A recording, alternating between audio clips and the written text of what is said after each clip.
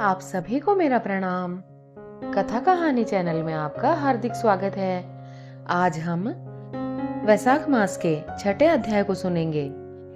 नारद जी बोले, हे नृपश्रेष्ठ, जो लोग थके हुए राही को जल नहीं पिलाते वे नीच पक्षी का जन्म पाते हैं। इस संबंध में मैं तुम्हें एक ब्राह्मण और छिपकली का इतिहास कहता हूँ। प्राचीन काल में हेमांग नामक एक राजा इक्ष्वाकु वंश में हुआ। वह ब्राह्मणों का बड़ा भक्त, किसी की निंदा न करने वाला, शत्रुओं पर विजय पाने वाला तथा जितेंद्रिय था। उसने इतने यज्ञ किए कि कुशाओं से पृथ्वी पर कुशा ही कुशा दिखाई देने लगी। उसने गौ, भूमि तथा स्वर्ण का दान देकर अनेक ब्राह्मणों को प्रसन्न किया। कोई ऐसा दान नहीं था जो उसने न किया हो, परंतु उसने कभी वैशाख मास में जलदान नहीं किया। वह कहता था कि अलभ्य वस्तु दान करने का फल है, यानी जो वस्तु मिलती ना हो वो दान करने का फल है। जल तो सहज में ही लभ्य है, यानी जल तो ऐसे ही मिल जाता है। अतः वह राजा लूले लंगड़े, अंधे और जीविकाहीन ब्राह्मणों की सेवा किया करता था, किंतु वेद पाठी, तत्वज्ञानी और ब्रह्मवादियों की पूजा नहीं किया करता था। वह कहता था कि विख्यात ब्राह्मणों की सेवा तो सभी करते हैं। अनाथ, लूले, लंगड़े, अनपढ़ और दरिद्रियों की दुर्गति है और यही दया के पात्र हैं। इस दोष के कारण 3 जन्म तक उसको चातक की योनि मिली, फिर 1 जन्म में गिद्ध बना, फिर 7 जन्म तक कुत्ते की योनि मिली, फिर एक राजमहल में छिपकली की योनि में उत्पन्न हुआ। इस प्रकार उस राजा को मिथिलापुरी के राजा श्रुति कीर्ति के घर छिपकली बनकर द्वार की चौखट पर कीड़ों का भक्षण करते हुए 87 वर्ष बीत गए। एक समय श्रुति देव ऋषि भूखे प्यासे दोपहर के समय मार्ग के थके हुए मिथिलापति के घर आए। राजा ने खड़े होकर उनका बड़ा आदर सत्कार किया, मधुपर्क आदि करके पूजन किया और उनके चरण धोकर अपने माथे पर उस जल को छिड़का। दैव योग से उस जल की एक बूंद छिपकली पर भी पड़ गई। उस जल के पड़ते ही उसको अपनी पूर्व योनियों के जन्म का ज्ञान हो गया और हाय हाय कर कहने लगा, हे ब्राह्मण देवता, मेरी रक्षा करो, मेरी रक्षा करो। छिपकली के ऐसे वचन सुनकर श्रुति देव को बड़ा आश्चर्य हुआ और कहने लगे, तू कौन है और क्यों इतना विलाप करती है? अतः तू अपना सब वृतांत मुझे कह, मैं तुझे इस योनि से मुक्त करूंगा। इस वचन को सुनकर वह छिपकली कहने लगी, हे ब्राह्मण, मैं इक्ष्वाकु कुल में उत्पन्न हुआ वेद शास्त्रों का ज्ञाता था। मैंने अनेक गोदान और यज्ञ किए तथा बहुत से कुएं, तालाब और बावड़ी बनवाई, अनेकों दान दिए और धर्म पूर्वक राज्य भी किया, तो भी मुझे स्वर्ग न मिला।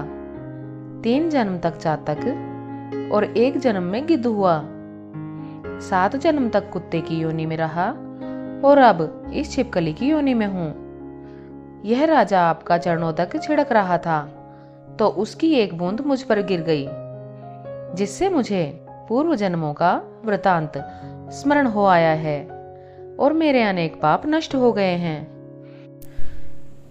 मुझे 28 जन्म तक छिपकली की योनि भुगतनी पड़ेगी, सो इन जन्मों से डरता हूँ। अब आप कृपा करके कहिए कि मेरी ये दशा कैसे हुई। तब ऋषि ने अपने ज्ञान चक्षु द्वारा सब कुछ जान लिया और कहने लगे, मैं तुम्हारी इन योनियों का कारण जानता हूँ, ध्यान से सुनो। तुमने भगवान के प्यारे वैशाख मास में कभी जलदान नहीं किया। तुमने जल सुलभ जान यह समझ लिया कि यह तो बिना मूल्य ही मिलता है और धूप एवं मार्ग के प्यासे ब्राह्मणों को जलदान नहीं दिया। महात्माओं की अवज्ञा इस लोक और परलोक दोनों में दुखदायी है। सज्जनों की पूजा ही धर्म, अर्थ, काम और मोक्ष देने वाली है।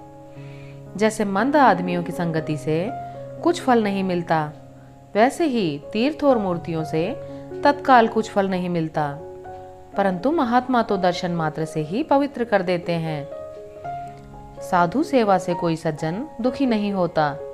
न तो तुमने जलदान दिया, न साधुओं की सेवा की, इसी कारण तेरी यह दुर्गति हुई। अब मैंने जो वैसाख में पुण्य किया है वह तुझे दूंगा, उसी के फल से तेरी शांति होगी। इससे तेरे भूत, भविष्य और वर्तमान तीनों कालों के कर्मों के संस्कार दूर हो जाएंगे। यह कहकर ऋषि ने जल स्पर्श कर एक दिन के वैसाख स्नान का फल उसको दे दिया। जल के छींटे लगते ही वह सब पापों से मुक्त होकर दिव्य रूप हो छिपकली का रूप त्याग कर ऋषि के आगे हाथ जोड़कर परिक्रमा करके आज्ञा लेकर स्वर्ग को चला गया और 10,000 वर्षों तक सुंदर भोगों को भोग कर इक्ष्वाकु वंश में ही महाप्रभावशाली काकुत्स्थ नाम से उत्पन्न हुआ और 7 द्वीप पृथ्वी का राज्य करने लगा। वह न्याय पूर्वक राज्य करता था। एक दिन वशिष्ठ मुनि उसके राज्य में आए। उन्होंने उसे वैसाख मास के समस्त धर्म कर्म भी बतलाए। तब राजा ने मुनि के बताए अनुसार सभी कृत्य किए और सब पापों से छुटकारा पाकर विष्णु की सायुज्य मुक्ति प्राप्त की। यह वैसाख मास सब फलों को देने वाला है।